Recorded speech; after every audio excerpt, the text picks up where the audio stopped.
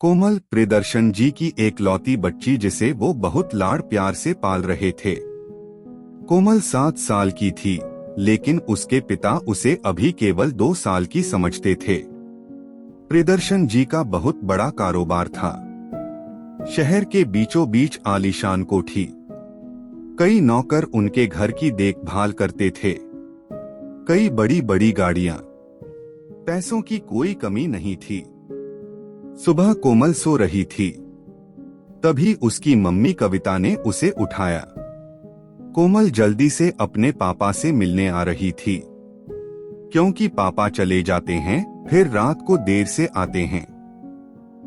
वह सीढ़ियां उतर ही रही थी, तभी उसने देखा उसके पापा मैनेजर राधेश्याम को डांट रहे थे। राधेश्याम जी, आपको कितनी बार कहा है कि मुझे काम में लापरवाही नहीं चाहिए, लेकिन आप ठीक से काम ही नहीं कर रहे हैं। ऐसा है तो आपको नौकरी से निकाल देता हूँ। आपके जैसे बहुत से मैनेजर लाइन लगाकर खड़े हो जाएंगे। राधेश्याम जी की आंखों से आंसू छलक रहे थे।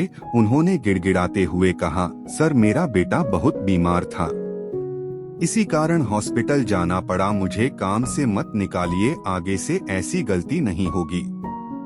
कोमल सीढ़ियों पर खड़े खड़े सब सुन रही थी। थोड़ी देर बात करने के बाद राधेश्याम जी चले जाते हैं। कोमल अपने पापा के पास आ जाती है।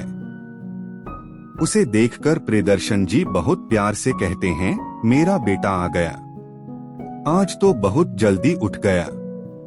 क्या बात है बेटी, कुछ उदास सी लग रही हो, किसी ने कुछ कहा क्या? यह सुनकर कोमल ने मुस्कुराते हुए कहा, नहीं पापा, किसी ने कुछ नहीं कहा है, बस आप वो राधेश्याम अंकल को डांट रहे थे, मुझे अच्छा नहीं लगा, बेचारे रो रहे थे। प्रियदर्शन जी ने कहा, बेटा तुम इन लोगों को नहीं जानती हो, ये लोग कोई न कोई बहाना बनाते रहते हैं। आगे से मैं ध्यान रखूंगा कि तुम्हारे सामने ये सब न हो।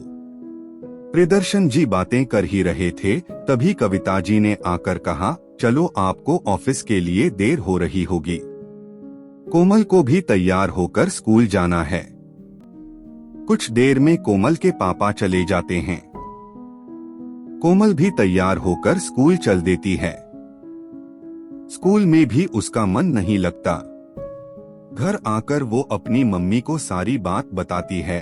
मम्मी, हम पैसे वाले हैं तो क्या सब हमारे नौकर हैं? कविता जी ने कहा, नहीं बेटा, ऐसा नहीं है, तुम ये सब मत सोचो। रात को कविता जी ने प्रियदर्शन जी से बात की और उन्हें सब बताया। वो बोले, मैं कोशिश करूंगा कि आगे से किसी को भी घर पर ना बुलाऊं। कुछ दिन बाद कोमल का जन्मदिन था। कोमल ने स्कूल की कुछ सहेलियों को पार्टी में बुलाया था। उनमें से एक बहुत गरीब घर की लड़की पायल भी थी। उसके पिता चौकीदार थे। पहले तो उसने मना कर दिया, लेकिन कोमल के जिद करने पर वह आने के लिए तैयार हो गए। दोनों बाप बेटी तैयार होकर कोमल के घर पहुंच जाते हैं। कोमल पायल को देखकर बहुत खुश होती है, लेकिन उसके माता पिता पायल और उसके पिता को देखकर बहुत गुस्सा हो जाते हैं। प्रियदर्शन जी कहते हैं, बेटा ये कैसे लोगों से दोस्ती कर रखी है? इन्हें यहाँ से जाने के लिए कहा, नहीं तो मैं भी नौकरों से कहकर इन्हें बाहर करवा देता हूँ। कोमल बोली, क्या हुआ पापा, पायल मेरी सबसे अच्छी दोस्त है।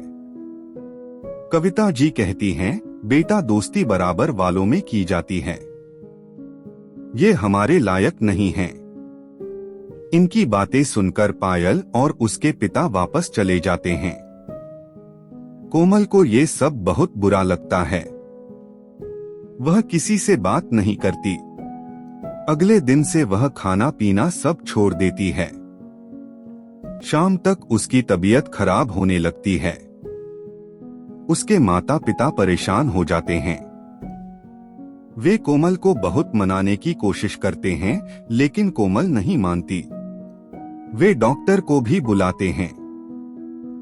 डॉक्टर कुछ दवाइयां देता है, लेकिन कोमल दवा भी नहीं खाती। इसी तरह 2 दिन बीत जाते हैं। कविता जी का रो रो कर बुरा हाल हो जाता है।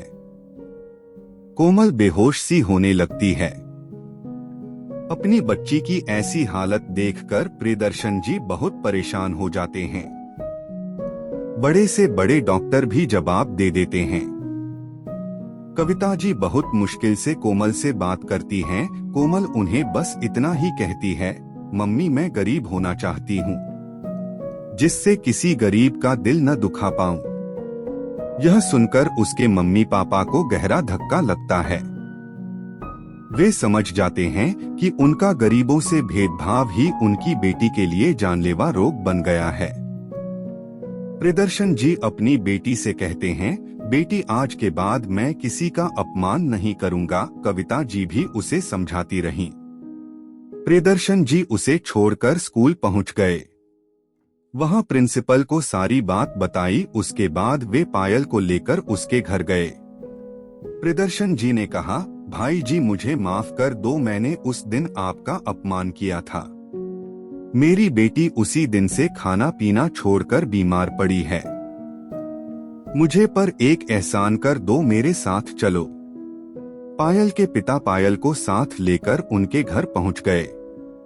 पायल ने कोमल से कहा, देख मैं आ गई, तेरे पापा मुझे लाए हैं और अब वे कभी गुस्सा नहीं करेंगे। प्रियदर्शन जी ने कहा, बेटा अब तो कुछ खा ले, देख मैंने अपना घमंड छोड़ दिया है। अब मैं अपनी सारी दौलत गरीबों में बांट दूंगा। तू भी अपनी जिद छोड़ दे। कोमल ने हाँ में सर हिलाया। उसके बाद डॉक्टर ने कोमल को जूस पिलाया, फिर कुछ खाने के लिए दिया। प्रियदर्शन जी ने पायल के पिता को अपने पास ही में एक घर बनवा कर दे दिया।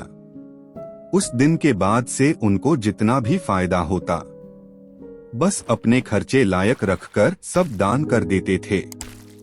बेटी की जिद ने एक पिता को जिंदगी का सबक सिखा दिया।